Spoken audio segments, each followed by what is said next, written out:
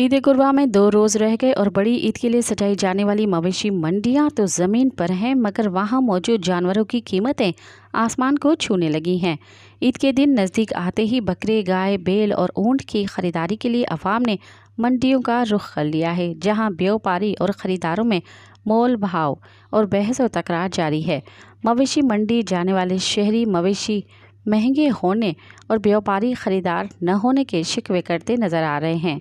कुर्बानी के दिन नज़दीक आते ही छुरियां, चाकू तेज़ करने वालों की भी चांदी हो गई है, जहां शहरियों से मुंह मांगी कीमतें वसूल की जा रही हैं। मज़ीद ख़बरनि ऐं तफ़सीलात लाइ विज़िट कयो असांजी वेबसाइट www.awamiNewsHD.com ऐं ॾिसंदा रहो अवामी न्यूज़ HD।